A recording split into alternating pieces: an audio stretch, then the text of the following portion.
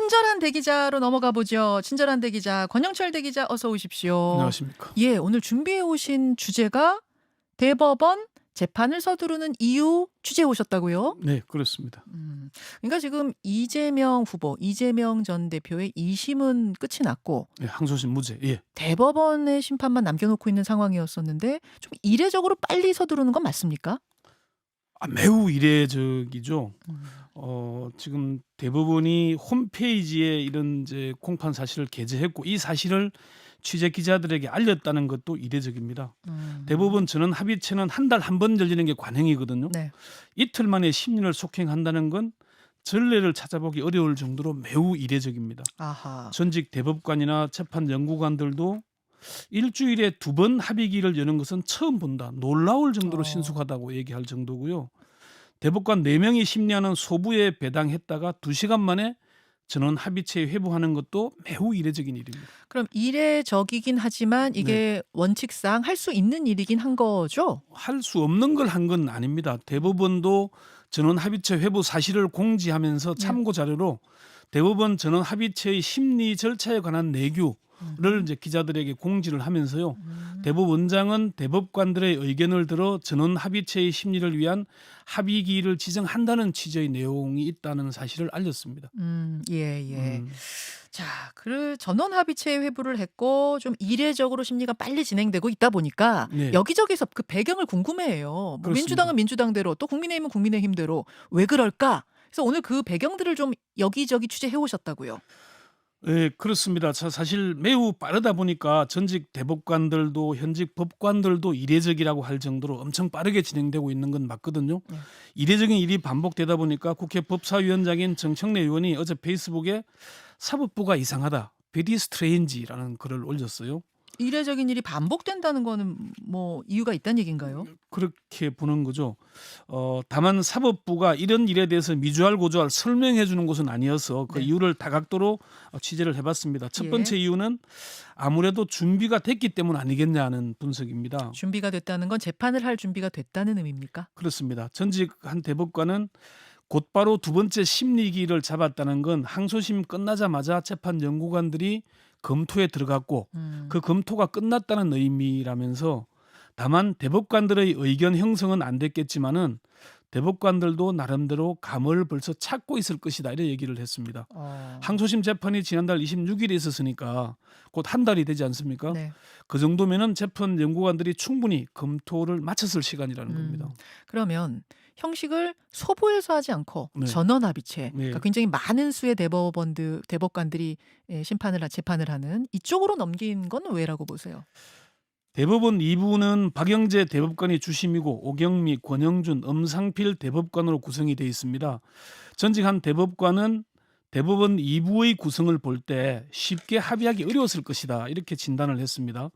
그리고 전합이 아닌 소부에 배당해서 협의하다 보면은 시간이 걸리고 또 다시 대법원장에게 이 사건을 전합에 회부해야 되겠다고 하다 보면은 네. 시간이 흘러간다는 겁니다. 결국은 전원 합의체로 가지 않겠느냐 이렇게 보는 거예요. 예, 가게 될 걸 시간만 끌게 네, 된다. 시간만 끈다. 그리고 대부분 2부로서도 굉장히 부담을 느끼는 사건이고요. 그렇죠. 그래서 초기에 저는 합의체로 회부해서 판단하고자 했을 거라는 그런 진단을 했습니다. 전원 합의체로 회부한 이유 또 있습니까? 2번째는 대법원으로서는 이 재판이 꽃놀이패와 마찬가지이기 때문이라는 분석도 있습니다. 그건 무슨 분석입니까?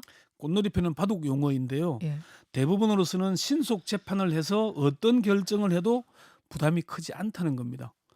사실 신속 재판을 하면은 민주당 쪽에서 의심의 눈초리를 보내고 재판을 천천히 하면은 국민의힘 쪽에서 비판하지 않습니까? 그러겠죠. 이런 상황에서 대법원이 재판을 마냥 지연시키기도 어렵고 그렇다고 신속하게 끌고 가기도 쉽지 않은 상황이었습니다. 그럴 바에야 조희대 대법원장이 취임 직후부터 신속 재판을 강조해 왔던 만큼 예. 신속하게 심리해서 대선 후보 등록 전에 선고하는 게 차라리 나을 수 있다는 판단을 했을 거라는 겁니다. 어떻게 하든 어느 쪽으로부터 욕을 먹을 수 있으니 네. 그냥 애초에 얘기했던 633 그대로 간다. 그렇죠. 그래서 공소기각으로 무죄를 선고한다면 그걸로 깔끔하게 마무리되지 않겠습니까? 이재명 후보로서는 사실 뭐 사법 리스크를 크게 드는 입장이 되는 거고요. 항소심에서 무죄를 선고한 사건이기 때문에 사실 이 가능성이 가장 높다는 관측이고요. 뭐 마지막에 결론이 어떻게 나올지 우리가 예단할 수는 없지만 그렇습니다. 지금 취재를 전문가들 통해서 두루 해보신 가능성 면에서는 그냥 그렇습니다. 무죄로 선고하고 대선 전에 털지 않겠느냐는 의견이 제일 높아요? 그런 쪽이 어. 관측이 많고요. 어. 아니면은 파기해서 고등법원으로 환송하더라도 예, 예. 대법원으로서는 할 일을 했기 때문에 부담이 크지 않다는 겁니다. 유죄 취지로 파기 환송하더라도 대선 전에 공직선거법 사건이 마무리될 가능성은 사라지게 되는 거거든요. 다시 사실심을 진행해서 항소심 재판을 해야 되기 때문에요. 세 번째 이유도 있습니까? 세 번째는 조희대 대법원장의 신속 재판 의지가 워낙 강하기 때문이라는 분석입니다. 조 대법원장은 취임 이후에 줄곧 신속 재판을 강조해 왔습니다. 네. 현직 법관들이나 전직 대법관들도 동의하는 부분인데요. 예. 현직 한 중견법관은 자신이 경험한 역대 대법원장 중에 신속 재판을 조희대 원장처럼 강조한 경우는 없었다고 얘기를 했고요. 전직 한 대법관도 조 대법원장이 일관되게 신속 재판을 강조해 온 걸 실천하려는 걸로 보인다 이렇게 관측을 했습니다. 그래요. 네. 그래요. 원칙대로 네. 신속하게 하자는 거를 지금 실천하고 있다. 네 번째 이유도 있습니까? 네 번째는 대법원의 이례적인 행보가 헌법재판소를 의식하기 때문이라는 분석입니다.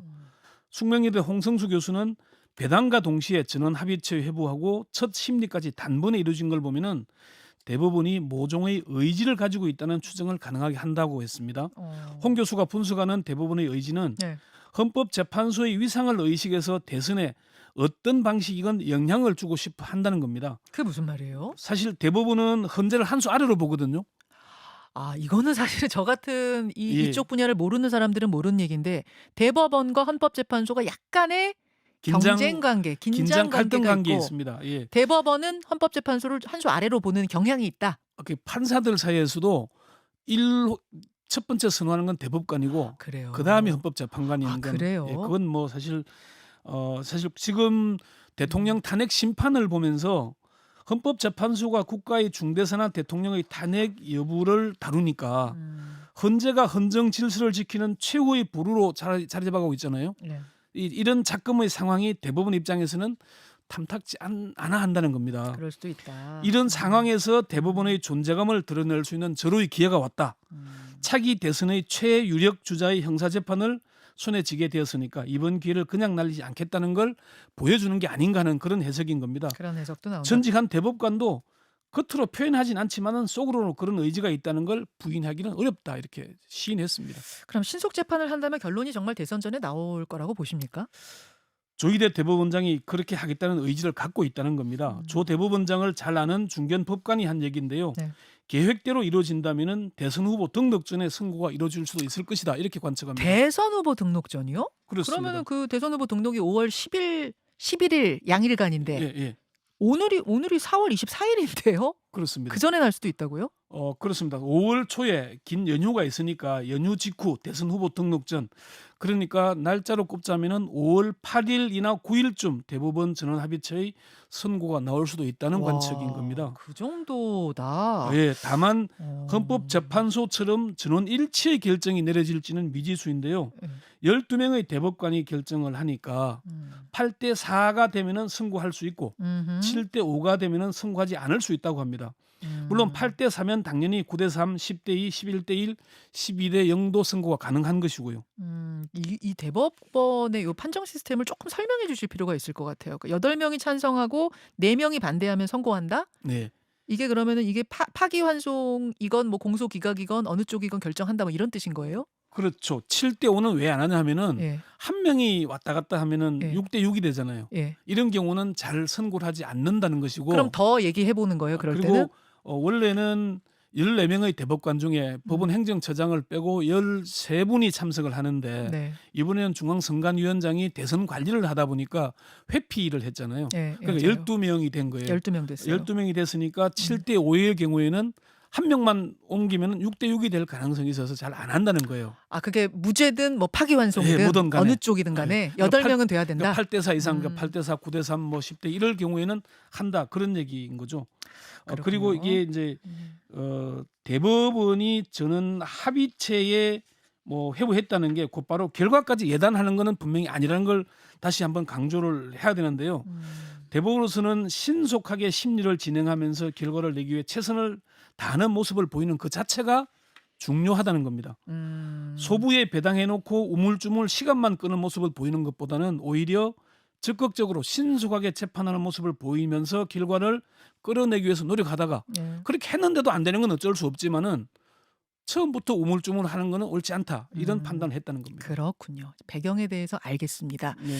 근데 이 양쪽에서 다 우려가 나오는 건 이런 거더라고요. 한쪽에서는 이거 대법원이 이재명 전 대표 지금 대통령 될 가능성 높아지는 것 같으니까 날개 달아주려고 대선 전에 무죄 선고하려고 이러는 거 아니야? 신속 재판하는 거 아니야? 이제 이렇게 보는 쪽이 있고 네. 또 반대 민주당 쪽에서는 이거 대선 전에 뭐 파기환송해가지고 이 대선판 어렵게 민주당이 어렵게 하려는 거 아니야? 또 이렇게 의심하는 것 같고 파기환송보다는 이제 국민의힘 쪽에서는 자판해서 파기 자판까지. 하라는 요구를 하고 있는 상황이니까 사실은 대법원 입장에서는 무죄를 선고해서 날개를 달아줄 수도 없고 마찬가지로 이재명 전 대표를 낙마시키기 위해서 의도적으로 이렇게 서둘러 재판할 수도 없는 상황입니다.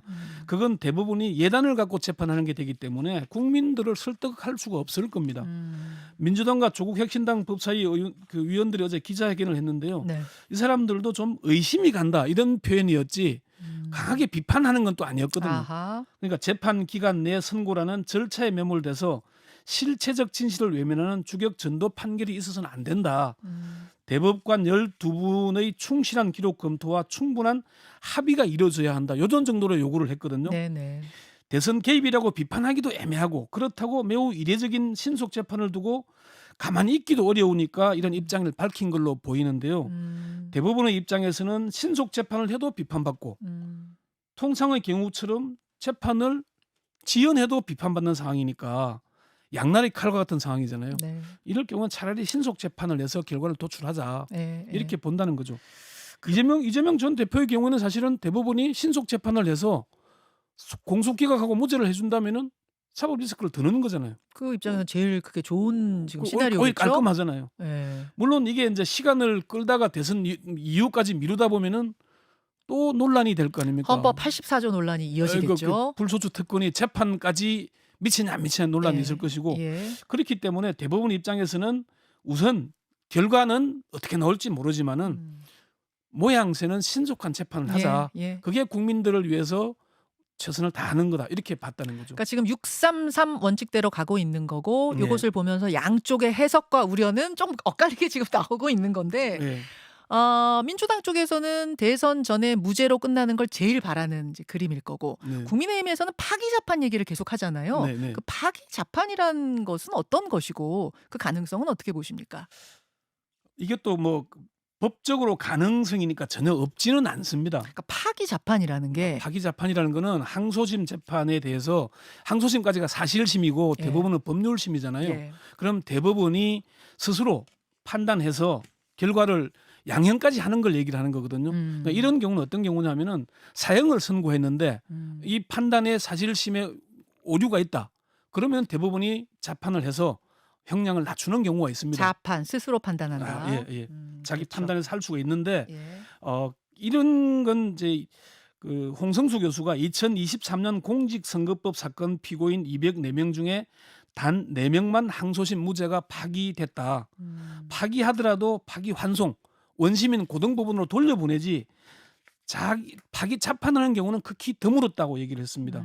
2023년에 파기 선고된 295명 중에 파기 자판은 15명 뿐이었고 전체 상고심 사건 2419건 중에 네. 15명만 파기 자판을 했다는 거예요. 알겠습니다. 파기 자판도 항소심의 오류가 너무 명백한 경우 이런 경우만 아니면 아니라는 거고. 여기까지 예. 말씀 듣고 조금 더 이어가죠. 네. 유튜브로 고맙습니다. 네. 준비해 오신 내용 중에 한 2가지 질문 정도 네. 남았는데 라디오 시간이 끝나가지고요. 네. 마저 하고 여러분 오늘 경제 댓글쇼로 넘길게요. 그러니까 이제 파기 자판 가능성에 대해서는 이게 좀 그런 경우가 많지 않다 그런 말씀이고 거의 없다. 못하는 건 아니에요? 할 수는 있어요? 그러니까 무죄가 난 네. 사건을 네. 대법원이 파기 자판에서 유죄로 선고하는 경우는 한 케이스도 없었다는 한 거고. 케이스도 없었다. 예, 지난해에는 그런 2023년에는 그렇게 한 건도 없었다는 것이고요. 그러다 보니까 지금까지 한 번도 없었던 케이스를 그렇게 파기 자판하긴 쉽지 않다. 그러니 무죄 아니면 파기환송일 것이다. 이런 게 지금 중론이에요. 둘 중에 하나일 거라는 게. 그렇게 되는 거죠. 네. 유죄 취지로 하더라도 파기 재판하는 게 아니라 고등법원으로 돌려보내서 다시 하게 될 거니까 그러면 결국 시간이 길어지는데 대법원으로서는 의무를 다 하는 거잖아요. 신속 네. 재판 우리는 할 만큼 그렇죠. 633 원칙에 따라 했는데 예. 문제가 있으니까 다시 돌려보냈다. 네, 할 수 있으니까 대법원으로서는 이래도 저래도 꽃놀이패라는 거죠. 아. 파기환송을 한다고 해서 이게 유죄는 아니기 때문에 이재명 전 대표가 뭐 출마하는데 그러니까 선거에 이게 문제가 되는 건 아니니까 입후보하는데 문제가 없는 것이고 대법원으로서도 그것도 그렇게 부담되진 않을 거다. 그것도 이제 부담이 적다는 것이고 알겠습니다. 일각에 좀 말씀하세요. 그러니까 이거 무리하게 사실은 이제 파기 재판하지 않을 것이라는 얘기를 우리가 잘 따져봐야 되는 건지 꼭 놓쳐서는 안 되는 거는 지금 대법관 12명이 지금 재판한다 그랬잖아요. 네. 12명이 재판하면은 대법원장도 한 표고 대법관도 한 표예요. 네. 우리가 대법원장이 대법관들을 지휘 통솔한다는 군대처럼 상명하복의 조직으로 보면 안 돼요. 각각 개별적인 거거든요. 그래도 원장인데. 원장은 절차를 진행할 따름이죠. 원장이 그런 조금이라도 그런 예단의 의심을 보이면은 그건 사법파동이 일어날 일입니다. 마치 헌법재판소 우리 이번 진행 과정 보면서 거기에 주심이나 또 소장 권한대행이 있었지만 그분들도 그냥 딱 한 표일 뿐이었듯이 절차를 진행하는 거고 이 대법원도 역시 대법원장도 그냥 한 표일 뿐이다. 한 표일 뿐이기 때문에 대법원장이 그러니까 이제 그 한간에 이런 얘기들이 있어요.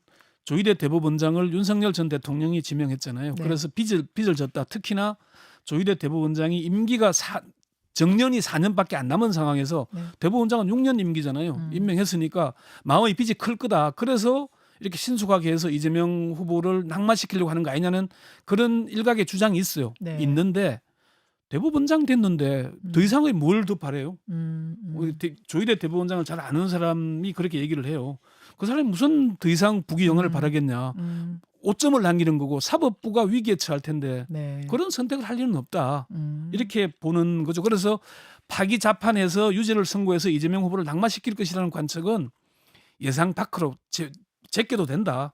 이런 관측들을 법조계에서는 합니다. 알겠습니다. 알겠습니다. 이재명 전 대표, 이재명 후보가 이제 대통령이 되게 되면은 헌법 제 84조, 즉 불소추 특권을 두고서 상당히 논란이 일 것이다. 이런 얘기들 많이 하잖아요. 이 부분 관련해서도 좀 취재를 해보셨습니까? 이 부분도 우리나라의 통일된 논리가 없습니다. 헌법학자들, 법조인들 다 각각의 주장을 하고 있거든요. 왜냐하면 이런 케이스 자체가 없었잖아요. 재판 중에 대통령이 된 케이스. 그렇죠. 그러니까 헌법 84조를 다시 한번 읽어보자면은 대통령은 내란 또는 외환의 죄를 범한 경우를 제외하고는 재직 중 형사상의 소추를 받지 아니한다는 조항인데요. 헌법상 대통령의 불소추 특권 규정이 좀 추상적이고 관련 판례도 없다 보니까 불소추 특권이 있는 대통령에 대해서 수사가 가능한가? 이게 윤석열 전 대통령 재직 중에 명태균 사건 수사해야 된다 말아야 된다는 얘기 계속 있었잖아요. 선거 개입 문제, 공직선거법 위반. 또 이미 기소된 사건이 있을 경우에 대통령 재임 중 재판을 진행하는 게 옳으냐 아니면은 중지하는 게 옳으냐에 대한 논란도 다르거든요.